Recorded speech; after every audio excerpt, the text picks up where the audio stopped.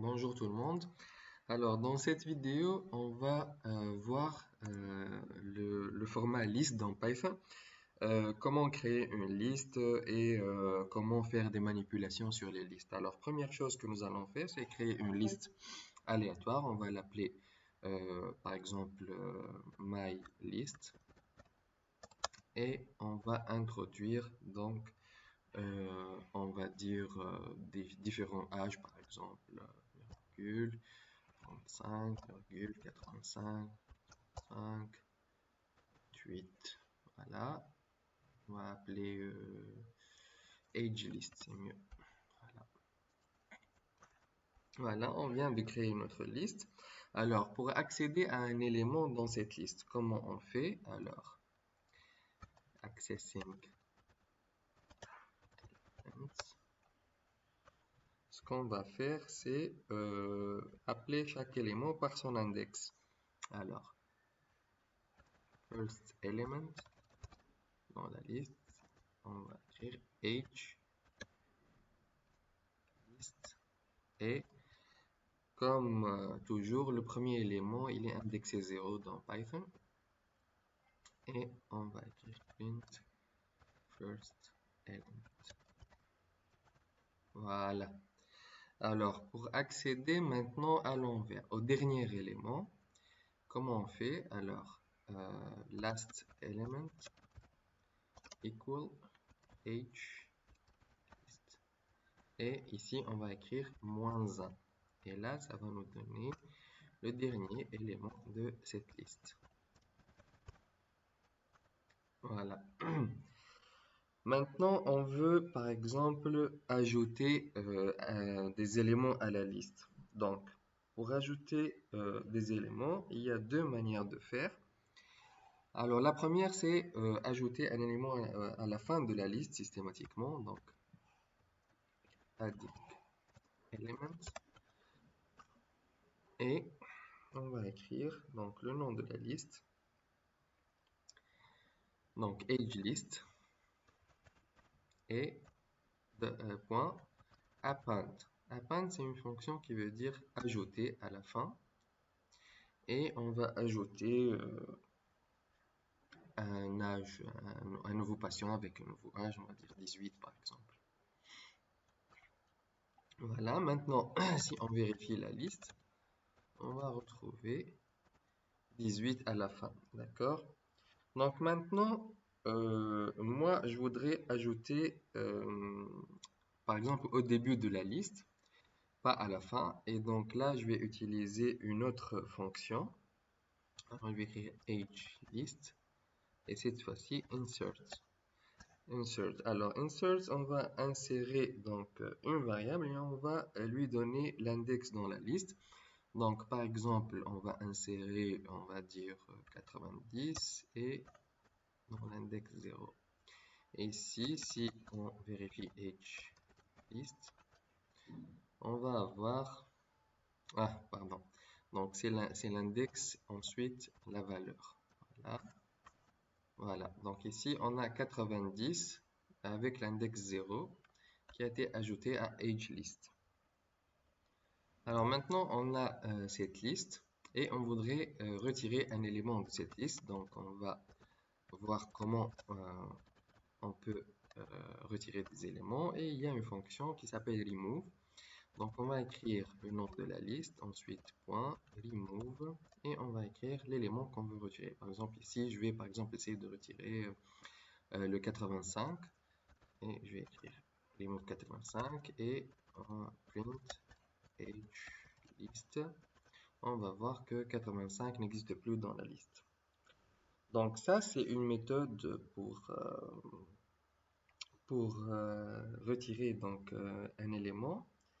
Maintenant, on va essayer de sélectionner quelques éléments au sein de la liste. Par exemple, on va essayer de sélectionner les éléments, par exemple, au milieu, entre le premier et l'avant-dernier élément. Et là, ça s'appelle slicing. Slicing lists. Et pour voir ces éléments, donc on va écrire print age list. Ensuite, on ouvre les crochets. Et le deuxième élément, c'est indexé 1. Et l'avant-dernier élément, il est indexé moins 2. Mais si on écrit moins 2, il ne va pas être comptabilisé. Donc, on va écrire moins 1. Et voilà. Donc, on a les éléments du milieu de la liste. Donc, et c'est ça le process de slicing. Alors, on voudrait par exemple maintenant connaître combien d'enregistrements il y a dans la liste. Et là, c'est une fonction simple qu'on appelle len. Et on met comme argument le nom de la liste. Et ça va nous donner le nombre d'enregistrements dans la liste. Maintenant, on veut afficher les éléments un par un dans cette liste. On peut utiliser donc la fonction for. Donc, ça s'appelle iterating.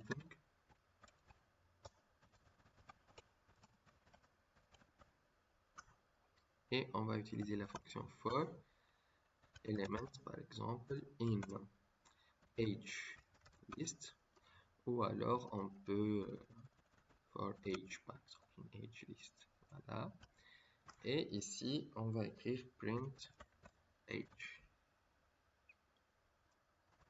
Voilà, donc ça va nous afficher les enregistrements un par un.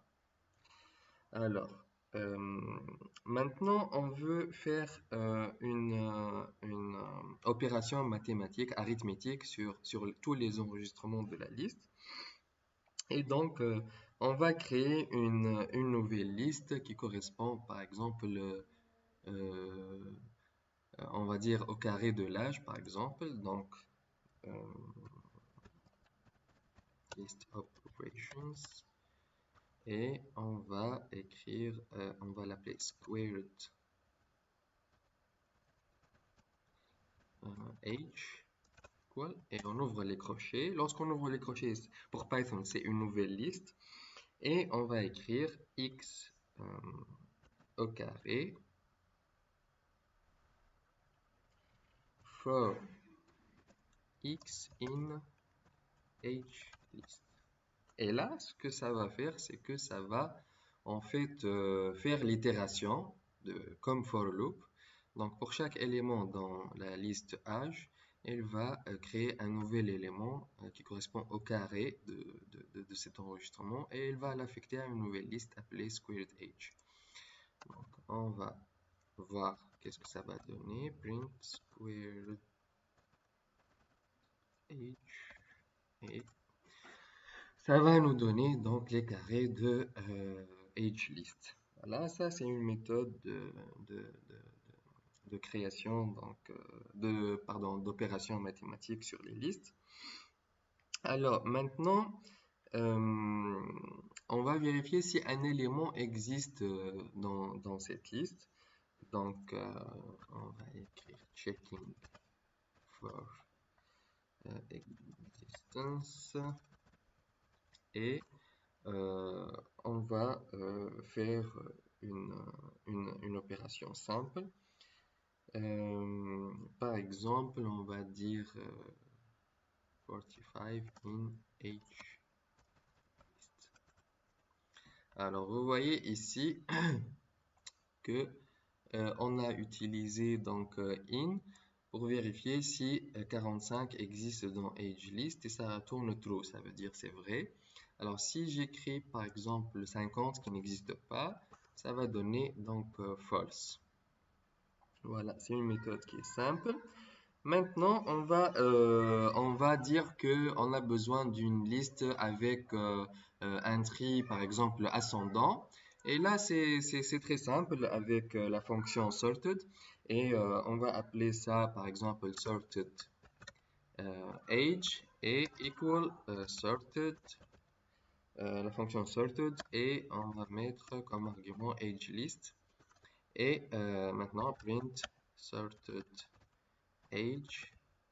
Voilà, et là c'est réglé, donc c'est trié par ordre croissant. Donc c'est très simple comme méthode.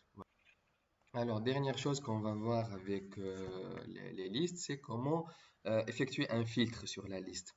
Donc, je veux par exemple avoir une liste des patients qui ont un âge supérieur ou égal à 65 ans.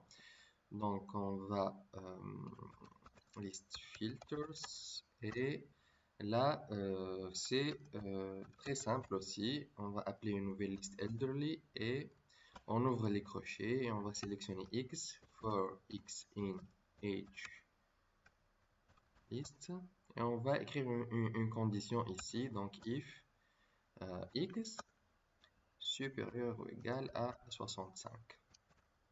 Là et là, ça va nous sélectionner donc les âges qui sont supérieurs ou égal à 65,